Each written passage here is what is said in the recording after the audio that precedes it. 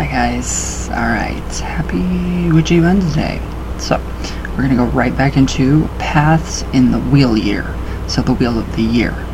Right back to traditional witchcraft. So, alright, this is pretty interesting, and I thought it was pretty interesting too. So, paths in the year wheel. So many people look at the wheel of the year only in terms of a calendar. So you move around the circle from one Sabbath to the next. Making note of the deities, totems, tools, etc.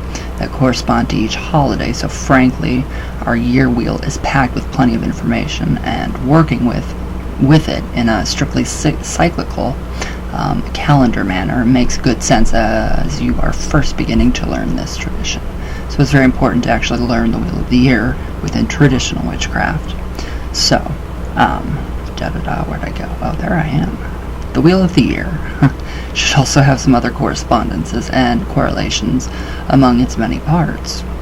So, at least this is what Glox and I believed when we sat down to hammer out our wheel. So we must admit, though, that there are only a few items that we are consciously placed in such a way to satisfy our mutual need for symbolic aesthetics. So, most of what is discernible as pronounced or profound within the wheel, and therefore within the trad, is or was as much as a discovery for us as it is for you. So, one thing that we noticed right away was the manner in which each deity and his or her respective Sabbath, gate, castle, set of totems, etc. related to the deity on the opposite side of the wheel. Each is connected by a wheel spoke or a path, as you can see in the graphic below, and this graphic will be in the thumbnail. So just so you guys get a little glimpse of what that should look like. So it's really interesting. It really is. So alright, this particular depiction of the paths need to be updated, as it still bears some names that we were using early in our work. So the Sabbaths listed as Vernalia and Autumnalia should be Ailer and Elfed, respectively. The god Tatus as Yule should instead be Janaclot, and 1734 should instead say Coilo. So you will notice that there are 4 paths in the wheel of the year. That is why if you go on eBay or Amazon and you find those gigantic wall tapestries for 99 cents, $1 of the wheel of the year of the entire Kabbalistic tree of life, those are perfect. They are perfect. You can get tarot cards that size too. All the cards. So you could literally plaster them everywhere, and you could literally do any kind of magic and project into those. But, alright, so these are the 4 paths. Path of the Kings. This is which connects to the Horn Lords of Summer and Winter, Cornunius and Janacot. So they are the Oak King and Holly King. Keepers of the Stone Castle and the Glass Castle. Guardians of the Stone Bowl and the Glass Orb. Stone Bowl is, I still have got to make that Stone Bowl. It just seems so amazing. So we have the Path of the Queens, which connects to the Light and Dark Ladies of Spring and Fall, Hulda and Sedwin. So they are the keepers of the Castle of Revelry and the Castle Perleus, guardians of the Golden Lantern and the Silver Cup. They are also very strongly associated with the mysteries of the Broom and the Cauldron. So, now we have the Path of Tubal-Cain, which is the path of the sun itself, the line from east to west. This path can be viewed symbolically as the red thread, connecting us to life, Beltane, and death, Samhain. It's pretty interesting. I mean, this is really interesting stuff. So we have the path of the wagon, which connects the black and the white goddess. The wagon is a glyph, a hieroglyph, that we use to represent them together, a black gypsy style Vardo, painted with the red and white roses of the goddess, drawn 1 black horse and 1 white. I really like this. I really like the imagery here. I like the 4 paths. I like how we could traverse those different paths on the wheel of the year. I think it's just really amazing. So, let's see. What else did I want to share? I can't remember. I cannot remember. Well, this is odd. Oh, Thomas the Rhymer. That's what I was looking for, and it's right in front of my face, so I just like this because it's very interesting, very, very interesting. So we have Thomas the Rhymer. I know this is probably doesn't seem anything like it should be in this, but it is. It should be. So Thomas Lermouth, also spelled Lermount, or Lermouth, better known as Thomas the Rhymer, or True Thomas, was a 13th century Scottish laird and reputed prophet from Earlston, then called Erlcadoon, something like that. So Sir Thomas was born in Berkshire sometime in the 13th century, and has a reputation as an author of many prophetic verses. So little known for certain of his life, but 2 characters from 1260 to 80 and 1920 or 1294 mention him. So the latter referring to the Thomas Day, son and heir of the Rhymer Day, it's French, so whatever, I don't know. His reputation for supernatural powers for a time rivaled that of Merlin. So, Thomas became known as the True Thomas because he would not tell a lie. Popular lore recounts how he prophesied many great events in the Scottish history, including the death of Alexander III of Scotland. So I like this. This is just interesting. So Thomas interests us due to a 13th century ballad that was written about him and his time with the Queen of the Fae, the elf-famed queen, the White Goddess. So, where to go? Who we identify as our own White Goddess, yes. Much can be learned from the ways of the fairy realm and its queen by examining a ley line. So, here we go. Thomas the Rhymer. True Thomas lay on his Huntley bank, a marvel with his eye spy he. There he saw a lady bride coming riding by Edison Tree. So the Edison Tree was the sacred hawthorn in the hills of Erkdaloon, where Thomas was said to hail from. And the hawthorn is also sometimes known as the fairy bush, for the fae folk are said to inhabit its branches and are its guardians. Sprigs of hawthorn and its flowers were gathered to serve as protection from evil. I really like that. I love it. I love the whole idea of this, and this is all in the winter parts of the Wheel of the Year. All right, so now we have another verse of his rhyme. So, her skirt was of the grass green silk, her mantle of the velvet fine. At every lock of her hair, of her horse's mane, hung filthy silver bells and wine. True Thomas, he pulled off his cap and bowed down to his knee. All hail thou, Queen of Heaven, for thy peer on earth I never did see. Oh no, no, Thomas, she said, that name does not belong to me. I am but the Queen of fair Elfland, that am hither come to visit there. Sing and play, Thomas, she said, sing and play along with me, and if ye dare to kiss my lips, sure of your body I will be. So, betide me woe, the fate shall never frighten me. And he had kissed her rosy lips, all under the Edison tree.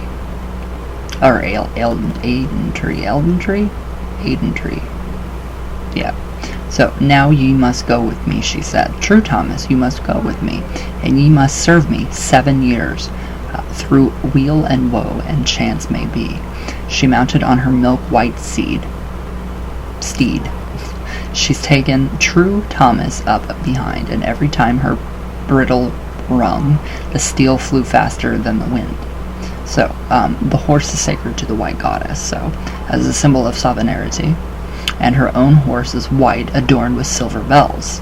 So, they rode on, and farther on. The steed went swifter than the wind, until they reached a desert wide, and living land was left behind. So, lie down, True Thomas, and rest your head upon my knee. Abide and rest a little space, and I will show you wonders 3. Oh, see ye not yon narrow road, so thick beset with thorns and briars? This is the path of the righteousness. Through after it but few inquire. And ye see that not that broad road that lies the lily leaven. That is the path of wickedness, though some call it the road to heaven. And ye see ye not that lovely road that winds about the ferned hillside. That is the road of fair Elfland, where thou and I this night must ride. Very interesting right there. Talking about the path to the road to heaven. It's narrow, and it's it's just very narrow and very hard. So, alright, the three roads are the paths of life itself. One may choose the easy life, which leads to damnation, the Astore life, which leads to the redemption, or the middle road that leads through nature, the path of the ancient power, the path that seeks balance and leads to the fairy realm. Yeah, personally, I have chosen the middle road, obviously. So, but Thomas, you must hold your tongue, whatever you might hear or see, for if you speak in fair Elfland, you'll never get back to your own country. I don't think I would want to go back. I froze up. Wow, what is going on?